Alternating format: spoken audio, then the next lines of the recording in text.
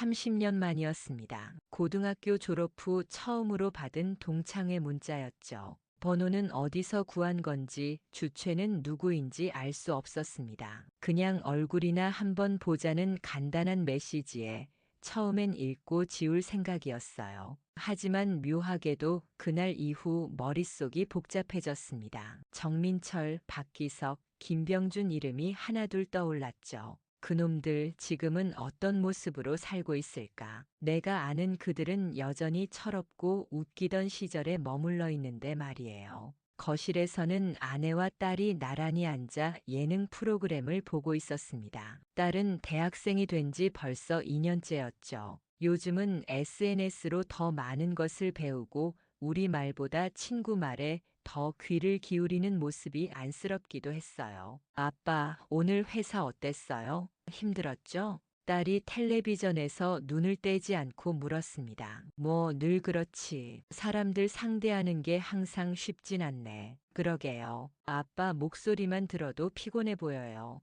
커피라도 한 잔 드실래요? 괜찮아. 아빠는 그냥 좀 쉬고 싶어. 아, 그리고 이번 주말에 친구들이랑 영화 보러 가기로 했는데 11시쯤 집에 올 것 같아요. 11시? 너무 늦는 거 아냐? 아내가 부엌에서 접시 정리하며 끼어들었습니다. 엄마, 이제 대학생인데요. 다들 그 정도는 늦게 다녀요. 그래, 괜찮아. 대신 택시 타고 들어와. 아빠가 택시비 줄게. 진짜요? 아빠 최고. 딸은 환하게 웃으며 내 어깨에 머리를 기댔습니다. 아내는 그 모습을 보며 고개를 절레절레 흔들었죠. 당신도 참 애한테 너무 너그러워요. 이러니까 자꾸 버릇 없어지는 거 아니에요? 나는 딸의 머리를 쓰다듬으며 웃었습니다. 우리 딸 이제 다 컸는데 뭐 어때? 가끔은 이런 것도 필요하지. 그 순간 문득 깨달았어요. 이 평범한 저녁이 얼마나 익숙하면서도 귀한지 말입니다. 그리고 나는 철없이 많이 웃었던 옛날 그 시절을 떠올리며 동창회에 참석한다는 답장을 보냈습니다. 며칠 뒤 지방 소도시 한정식집에 도착했습니다. 내비게이션이 가리키는 그곳에 도착하니 이미 절반 정도는 자리를 잡고 있었어요. 어떤 얼굴은 알아볼 수 있었고 어떤 얼굴은 진심으로 낯설었습니다. 야, 오정호, 이놈 아직도 안 죽었네?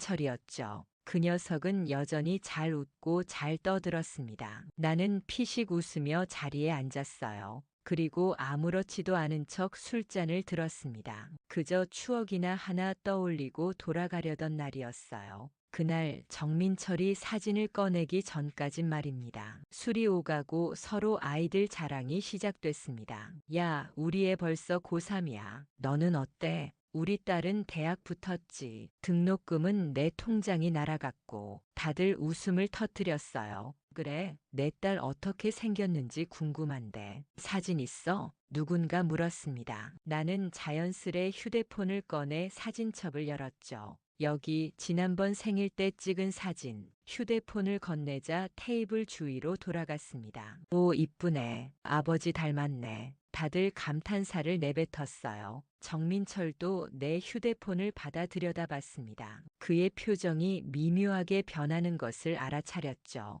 야, 이거 진짜 내 딸이야? 정민철의 목소리가 이상했습니다. 그래, 우리 딸. 왜? 정민철이 피식 웃더니 잔을 들었어요. 진짜 웃기지 마라. 우리 아들이랑 눈매가 똑같아. 완전 판박이야. 처음엔 웃으면서 넘기려 했습니다. 그런 농담은 술자리에서 흔히 있는 일이니까요. 하지만 정민철은 진지한 얼굴로 말을 이어갔죠. 야, 너 결혼 초에 출장 엄청 다녔잖아. 기억나지? 그때 내 마누라, 내가 꽤 많이 도와줬거든. 잔을 들던 내 손이 멈췄습니다. 머릿속 어딘가 오래전 장면들이 틈입하기 시작했어요. 정민철이 자주 집에 들렀던 기억, 아내가 그걸 맞듣잖아 했던 눈빛. 갑자기 이 모든 말이 농담처럼 들리지 않았습니다. 정민철은 계속해서 웃고 있었어요. 하지만 나는 그의 눈빛이 진지하다는 걸 알 수 있었죠.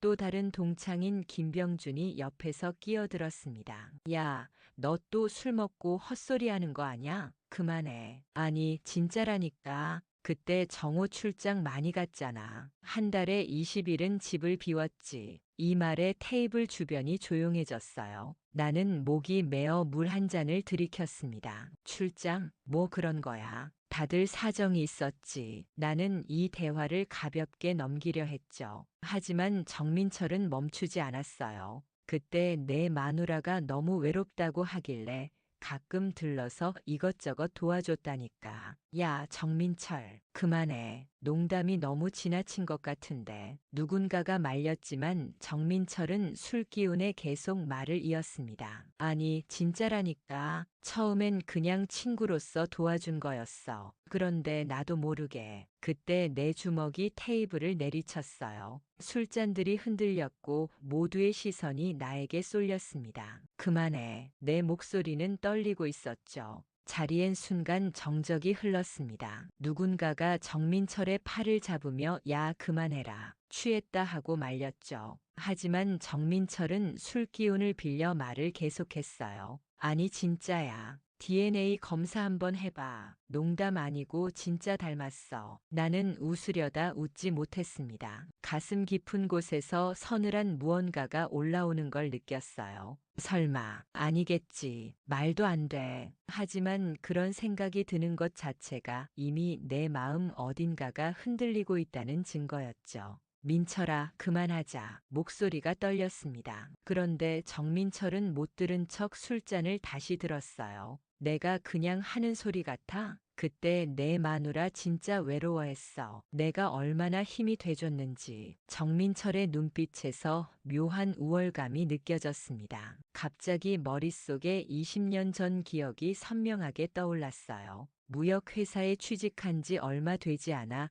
해외 출장이 잦았던 시절. 돌아오면 아내는 늘 피곤한 얼굴로 나를 맞았죠. 간혹 정민철이 집에 들른 흔적이 있었어요. 처음엔 고마웠습니다. 친구가 아내를 챙겨준다는 생각에 말이죠. 그런데 어느 날부터 아내의 표정이 이상했어요. 내가 정민철에 대해 물으면 짜증을 내곤 했죠. 그때 그 이유를 제대로 생각해 보지 않았습니다. 그저 일에 치여 살던 시절이었으니까요. 이제 와서 생각해 보니 모든 게 의심스러웠어요. 정민철을 노려보던 아내의 눈빛, 갑자기 끊긴 정민철의 방문, 그리고 그 무렵 임신한 아내, 머릿속이 복잡해지기 시작했습니다. 야, 정호야, 괜찮아? 옆에 있던 친구가 내 어깨를 건드렸어요. 나는 정신을 차리고 고개를 들었습니다. 모두가 나를 걱정스러운 눈으로 바라보고 있었죠. 그래, 괜찮아. 말은 그렇게 했지만 실제로는 전혀 괜찮지 않았어요. 정민철은 계속해서 우쭐거리는 표정으로 자신의 술잔을 채웠습니다. 다 옛날 일이지 뭐. 그래도 인생 재밌게 살아야지, 안 그래? 그의 말투에서 묘한 승리감이 느껴졌어요. 나는 주머니에서 지갑을 꺼내 현금을 테이블에 올려놓았습니다. 먼저 가볼게. 야, 벌써 가게. 지금 겨우 9시야. 누군가 말렸지만 나는 이미 마음을 정했어요. 더 이상 이 자리에 있을 수 없었습니다. 일어서려는 순간 그때까지 조용히 있던 박기석이 갑자기 입을 열었어요. 민철아, 또 술 마시고 허풍 떨어. 모두가 그를 쳐다봤습니다. 박기석의 목소리는 차분했지만 단호했어요. 항상 그랬지. 학창 시절부터 너는 항상 내가 하지 않은 일까지 자랑하고 다녔어. 정민철의 얼굴이 붉어졌어요. 뭐? 너 뭘 안다고? 박기석이 그의 말을 자르며 날카롭게 말했습니다. 정호 아내랑 가까웠던 건 나야. 내가 아냐. 그 말에 테이블 주변이 완전히 조용해졌습니다. 정민철이 벌떡 일어났고 술병이 쓰러졌어요. 너, 뭐라고? 박기석은 담담하게 말을 이었습니다. 정호가 출장 갔을 때 그 집에 가끔 들렀던 건 사실이야. 하지만 내가 지금 말하는 그런 관계는 아니었어. 나는 두 사람 사이로 몸을 끼워 넣었어요. 그만해, 미친놈들아. 진심이야 뭐야? 나는 소리쳤습니다. 그럼 내 딸은 누구 딸이냐고. 누구도 대답하지 않았어요. 박기석은 고개를 떨군 채 한숨만 쉬고 있었습니다. 박기석의 말에 술자리는 얼어붙었습니다. 정민철은 붉어진 얼굴로 박기석을 노려봤어요. 뭐? 내가 그 집에 들락거렸다고? 박기석은 고개를 끄덕였습니다. 내가 말했잖아. 정우 아내와 가까웠던 건 나라고. 이 말에 정민철이 테이블을 내리쳤어요. 야, 너 뭐 하는 거야? 지금 무슨 소릴? 너 자신을 돌아봐, 민철아. 항상 허풍을 떨던 녀석이잖아. 박기석의 목소리는 차분했지만 흔들림이 없었습니다. 내 귀에는 더 이상 그들의 목소리가 들리지 않았어요. 머릿속이 하얗게 변했습니다. 박기석의 말이 사실이라면 내 딸은 야 정호야. 박기석이 내 이름을 불렀습니다. 천천히 고개를 돌려 그를 바라봤어요. 박기석의 눈에는 복잡한 감정이 어려 있었습니다. 내가 할 말이 있어. 뭘 말해? 내 목소리는 떨렸습니다. 감정을 숨길 수 없었어요. 박기석은 깊은 한숨을 내쉬었습니다. 우리 모두 젊었었지. 실수도 했고. 그는 말을 잇지 못했어요. 내 손은 저도 모르게 주먹을 꽉 쥐고 있었습니다. 테이블 주변의 친구들은 어찌할 바를 모르는 표정이었어요. 어떤 이는 자리를 피하려 일어서기도 했습니다. 그래서 내 딸은 누구 딸이냐고 내 목소리가 떨렸어요. 박기석은 고개를 숙인 채 말했습니다. 나도 정확히는 모르겠어. 뭐? 그저 내가 출장 간 사이 가끔 도움을 주러 갔던 거야. 처음엔 그것뿐이었어. 박기석이 천천히 말을 이었습니다. 내 아내는 정말 외로워했어. 밤마다 전화해서 이야기를 하곤 했지. 그의 말 한마디 한마디가 비수처럼 가슴을 찔렀어요. 그러다 어느 날 감정이 생겼어. 우리 둘 다 잘못된 걸 알았지만 더 이상 듣고 싶지 않았습니다. 나는 자리에서 벌떡 일어났어요. 닥쳐. 내 고함 소리에 주변 테이블까지 조용해졌습니다. 이 미친놈들아, 농담이라도 그런 건 하면 안 되는 거야. 박기석은 여전히 고개를 들지 못했어요. 진심이야. 미안해, 정호야. 정민철은 어리둥절한 표정이었습니다. 야, 잠깐만. 그럼 내가 방금 한 말은 너처럼 허풍쟁이가 날 이용해서 또 과장된 이야기를 지어낸 거지. 박기석이 쏘아붙였어요. 그게 내 스타일 아니었냐? 정민철의 얼굴이 창백해졌습니다. 더 이상 꼴도 보기 싫었어요. 나는 자리를 박차고 밖으로 나왔습니다. 밤 공기가 차가웠지만 내 가슴은 불타오르고 있었어요. 주차장에 다다르자 뒤에서 누군가 내 이름을 불렀습니다. 정호야, 박기석이었어요. 더 할 말 없어. 제발 가. 그러나 박기석은 내 팔을 잡았습니다. 들어봐, 정호야. 그때 있었던 일이 내 딸과 무슨 상관이 있을 거라고 생각하지 마. 뭐? 방금 내가 우리 아내랑 그래, 감정이 있었어. 하지만 그게 전부야. 우린 그런 관계는 아니었어. 박기석의 눈빛이 진지했습니다. 무슨 소리야? 내 아내는 널 사랑했어. 그때도 지금도. 우린 서로에 대한 감정이 있었지만 결국 그녀는 널 선택했어.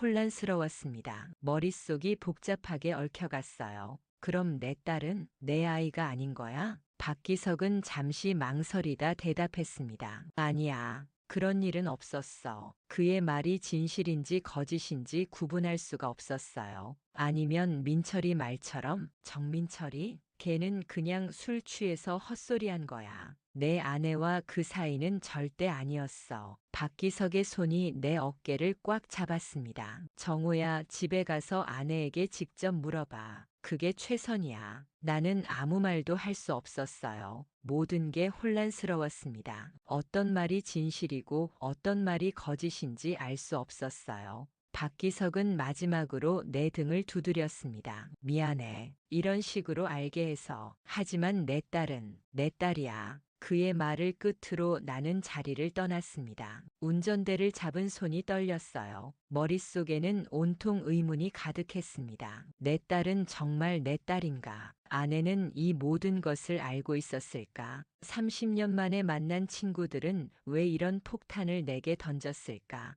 복잡한 생각 속에서 집으로 향했습니다. 집으로 돌아온 나는 말없이 냉장고 문을 열고 물을 꺼냈습니다. 머릿속이 복잡했어요. 무엇을 생각해야 할지, 어떻게 행동해야 할지 갈피를 잡을 수 없었죠. 아내는 부엌에서 나와 나를 바라봤습니다. 벌써 왔어요? 어땠어요, 동창회? 그녀의 목소리는 평소와 다름없었어요. 하지만 내 귀에는 이상하게 들렸습니다. 마치 오래된 레코드판 소리처럼 왜곡되고 멀게 느껴졌어요. 아내는 내 표정을 살피더니 천천히 다가왔습니다. 무슨 일 있었어요? 나는 마른 입술을 축이며 그녀를 바라봤어요. 모든 감정을 억누르려 했지만 가슴속 분노와 혼란이 파도처럼 밀려왔습니다. 민철이랑 기석이랑 그때 무슨 일 있었어? 아내의 표정이 순간 굳었어요. 물병을 든 내 손에 힘이 들어갔습니다. 얼마나 오랜 침묵이 흘렀을까요? 아내는 나를 똑바로 바라보지 못했어요. 대신 조용히 눈물이 흘렀습니다. 그 시절, 당신은 집에 없었고 나는 그냥 많이 외로웠어. 아내의 목소리가 떨렸어요. 나는 입술을 깨물며 물었습니다. 그래서 내가 출장 가면 민철이랑 기석이랑 뭘 했어? 여보, 아내의 눈에서 더 많은 눈물이 흘러내렸어요. 나는 그저 누군가 내 말을 들어주길 바랐어요. 당신은 항상 바빴잖아요. 내 가슴이 무겁게 내려앉았습니다. 그래서 민철이, 아니 기석이, 널 위로해줬다. 그게 다야? 아내는 잠시 망설이다 입을 열었어요. 기석이는 가끔 찾아와서 도움을 줬어요. 고장 난 것도 고쳐주고 무거운 것도 날라주고. 아내는 말을 끊고 손으로 얼굴을 가렸습니다. 그때의 기억이 그녀에게도 고통스러운 것 같았어요. 처음엔 그저 친구였어요. 하지만 점점 대화가 깊어졌죠. 당신에 대한 얘기, 우리 결혼에 대한 얘기, 나도 모르게 의지하게 됐어요. 나는 그녀의 말을 듣고 있었지만 머릿속은 계속해서 박기석의 말을 떠올렸습니다. 감정이 생겼다고? 그게 무슨 뜻이야? 아내는 깊은 한숨을 내쉬었어요. 그저 이야기를 나누다 보니 서로를 이해하게 됐어요. 그 사람도 비슷한 외로움이 있었거든요. 나는 주먹을 꽉 쥐었습니다. 그래서 그 이상은 뭔가 더 있었어. 아내는 한동안 말이 없었어요. 그 침묵이 모든 것을 말해주는 것만 같았습니다. 나는 간신히 입을 열었어요. 그 아이, 정말 내 아이 맞아? 아내는 대답 대신 한마디만 했습니다. 그 애는 당신만 보고 자랐어요. 당신만 아빠라고 불렀고, 그게 전부예요. 그 말이 내 가슴을 찢었어요. 직접적인 대답이 아니었습니다. 하지만 어쩌면 그것이 대답이었을지도 몰라요. 그게 무슨 대답이야? 그냥 네 아니면 아니오로 말해봐. 내 목소리가 높아졌어요. 아내는 더 많은 눈물을 흘렸습니다. 여보, 우리 20년 함께 살았잖아요. 딸아이를 함께 키웠고, 그래서 내 딸이 맞냐고. 내 고함에 아내가 흠칫했어요. 거실 안이 순간 조용해졌습니다. 딸의 방문이 열리는 소리가 들렸어요. 엄마, 아빠, 무슨 일이야? 딸의 목소리에 우리는 둘 다 굳어버렸습니다. 아내가 재빨리 눈물을 닦았어요. 아니, 아무것도 아니야. 아빠가 회사에서 좀 힘든 일이 있었나 봐. 딸은 의심스러운 눈으로 우리를 번갈아 쳐다봤습니다. 정말이야? 아빠, 괜찮아? 그 목소리, 그 눈빛, 지금까지 내가 아빠라고 불렀던 그 작은 입술, 모든 것이 내게는 너무 소중했어요. 하지만 동시에 모든 것이 의심스러웠습니다. 괜찮아, 들어가서 자. 나는 간신히 말했어요. 딸은 잠시 망설이다 방으로 돌아갔습니다. 나는 더 이상 아내와 마주할 수 없었어요. 잠깐의 침묵 후 나는 현관문을 향해 걸어갔습니다. 어디 가요? 아내의 목소리가 떨렸어요. 좀 걸어야겠어. 지금은 말하고 싶지 않아. 밖으로 나오자 차가운 밤 공기가 내 얼굴을 때렸습니다. 머릿속은 여전히 혼란스러웠어요. 진실은 무엇일까? 내 딸은 정말 내 딸일까? 그리고 그것이 정말 중요할까? 며칠이 흘렀습니다. 나는 집과 회사를 오가며 기계처럼 움직였어요. 아내와는 최소한의 대화만 나눴죠. 그녀도 나에게 더 이상의 설명을 하지 않았습니다. 집안에는 묘한 긴장감이 감돌았어요. 딸은 우리 사이에 무슨 일이 있는지 눈치챘는지 평소보다 조용했습니다. 아침마다 출근하기 전 거울에 비친 내 얼굴을 보며 물었어요. 내 딸은 정말 내 딸일까? 머릿속에서 그 의문이 사라지지 않았습니다. 의심이 꼬리에 꼬리를 물고 이어졌어요. 그러던 어느 날 퇴근길에 병원 앞에 멈춰 섰습니다. 인터넷에서 찾아봤어요. 유전자 검사, 아버지와 자녀 사이의 친자 확인 검사, 정확도는 99% 이상, 결과는 일주일 내로 나온다고 했죠. 그 숫자들이 내 머릿속을 맴돌았습니다. 주머니 속 휴대폰에는 딸의 머리카락 몇 가닥이 담긴 작은 봉투가 있었어요. 아침에 딸이 쓰던 빗에서 몰래 수집했죠. 이제 내 머리카락만 더하면 병원 로비에 들어서자 심장이 빠르게 뛰었습니다. 이게 옳은 일일까? 접수 창구를 바라보며 생각했어요. 진실을 알면 뭐가 달라질까? 검사 결과가 내가 원하는 대로 나온다면 모든 의심이 사라질까요? 그리고 만약 그 반대라면 20년간 아빠라고 불러온 그 아이는 더 이상 내 딸이 아닌 걸까?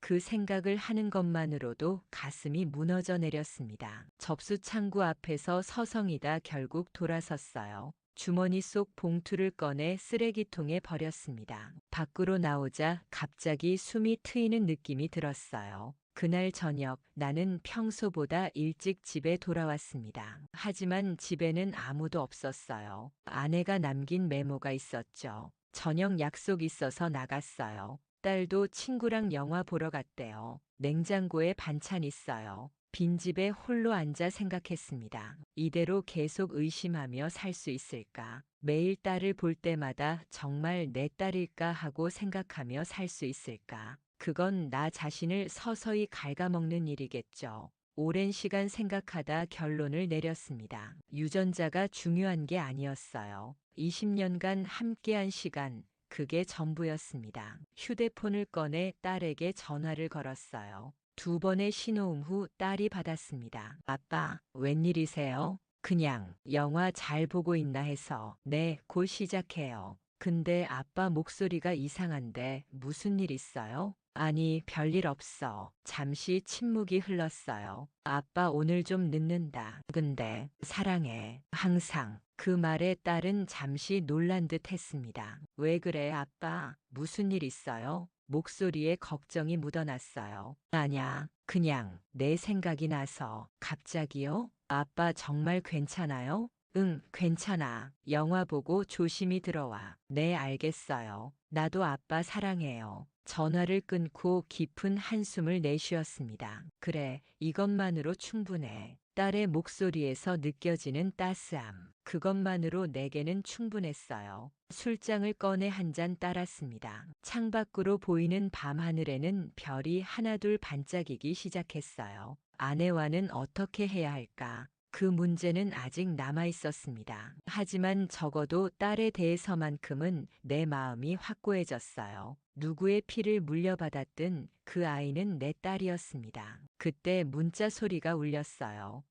박기석이었습니다. 정호야, 그날 일로 미안하다. 술김에 한 말인데 내 가정에 상처를 줄 생각은 없었어. 나는 한참을 메시지를 바라보았어요. 답장을 해야 할까 말아야 할까? 결국 한 줄만 보냈습니다. 내가 했던 말 다 진실이야? 얼마 지나지 않아 답장이 왔어요. 중요한 건 그게 아니잖아. 그 아이는 20년간 너의 딸이었어. 그의 말이 맞았습니다. 다음 날 아침 출근길에 머리가 지끈거렸습니다. 잠을 제대로 이루지 못했어요. 아내는 내가 나간 뒤 늦게 들어왔는지 아침에 만나지 못했습니다. 무거운 마음으로 회사에 도착했어요. 하루 종일 일에 집중할 수 없었죠. 동료들은 내 안색이 좋지 않다며 걱정했습니다. 괜찮아요? 얼굴이 너무 안 좋아 보여요. 괜찮아. 그냥 좀 피곤해서. 사무실 창문 너머로 하늘을 바라봤어요. 모든 것이 그대로인데 내 세상만 뒤집힌 것 같았습니다. 점심시간 혼자 밥을 먹으며 생각에 잠겼어요. 정민철은 그 이후로 어떤 연락도 없었습니다. 어쩌면 다행이었죠. 그의 목소리를 들었다면 내가 어떻게 반응할지 모르겠어요. 휴대폰을 꺼내 박기석의 문자를 다시 읽었습니다. 중요한 건 그게 아니잖아. 그 아이는 20년간 너의 딸이었어. 이 말은 결국 회피하는 거였을까? 결국 답을 알고 싶다는 마음이 더 커졌어요. 메시지를 보냈습니다. 기서가 진실만 말해줘. 내 딸은 정말 내 딸이 맞아? 메시지를 보내고 한참을 기다렸지만 답장은 오지 않았어요. 오후 내내 일에 집중하려 했지만 자꾸만 휴대폰을 확인했습니다. 퇴근 무렵 드디어 답장이 왔어요. 그 아이는 내 딸이야. 내가 키웠고, 내가 사랑했고, 내가 아버지야. 유전적으로는 미안하다. 정말 미안해. 화면을 보는 내 손이 떨렸습니다. 의심했던 것이 현실이 되는 순간이었어요. 한동안 아무 생각도 나지 않았습니다. 그저 공허함만 남았어요. 하지만 이상하게도 충격은 예상보다 크지 않았습니다. 어쩌면 이미 마음 한편으로는 알고 있었는지도 몰라요. 그리고 어제 내린 결정이 흔들리지 않았습니다. 유전자보다 중요한 건 함께한 시간과 사랑이었으니까요. 집으로 가는 길 갑자기 전화가 울렸어요. 정민철이었습니다. 받아야 할까 고민하다 결국 전화를 받았어요. 여보세요. 정호야. 정민철의 목소리가 떨렸습니다. 무슨 일이야? 내 목소리는 차가웠어요. 그날 일 정말 미안해. 술 취해서 헛소리했어. 그냥 예전부터 질투했거든. 내가 항상 모든 걸 다 가진 것 같아서. 질투? 그래서 내 가정을 망치려고 했어? 아니야, 정말 그런 의도는 아니었어. 그냥 순간 술김에. 정말 미안해. 정민철의 목소리에 진심이 묻어 있었습니다. 하지만 이미 상처는 깊었어요. 알았어. 이제 됐어. 정우야, 우리 다시 만나서 제대로 이야기 나눌 수 있을까? 지금은 생각할 시간이 필요해. 전화를 끊고 한숨을 내쉬었습니다. 더 이상 화가 나지 않았어요. 그저 지친 기분이었습니다. 그리고 이제 모든 것이 명확해졌어요. 집에 도착해서 현관문을 열기 전 휴대폰 전원을 껐습니다.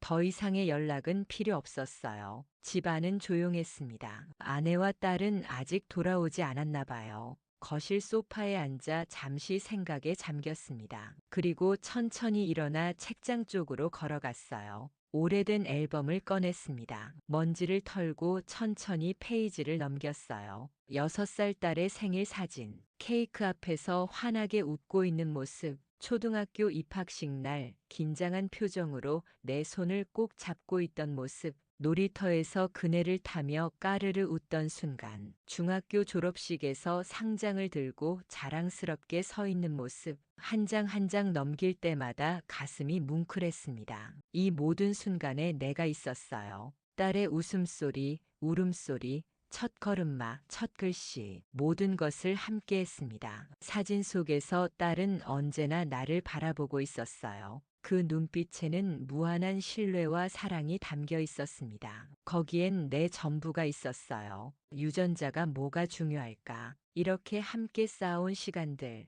그것이 진짜 아버지를 만드는 거였습니다. 앨범을 다 보고 나니 이상하게도 마음이 편안해졌어요. 이제 어떻게 해야 할지 알 것 같았습니다. 다음 날 아침 유난히 상쾌한 기분으로 눈을 떴습니다. 오랜만에 깊은 잠을 잤어요. 창문으로 들어오는 햇살이 따스했죠. 침대에서 일어나 거실로 나갔습니다. 오랜만에 평화로운 아침이었어요. 부엌에서 아내가 아침을 준비하고 있었습니다. 나를 보자 잠시 놀란 표정을 지었어요. 일어났어요? 커피 드릴까요? 어색한 침묵이 흘렀습니다. 아내의 눈에는 여전히 불안과 걱정이 가득했어요. 나는 깊은 숨을 들이쉬고 말했습니다. 앉아서 얘기 좀 할까? 식탁에 마주 앉았어요. 무거운 침묵이 흘렀습니다. 기석이한테 문자 받았어. 아내의 얼굴이 창백해졌어요. 그래서 나는 천천히 고개를 들어 아내의 눈을 바라봤습니다. 괜찮아. 이제 다 알아.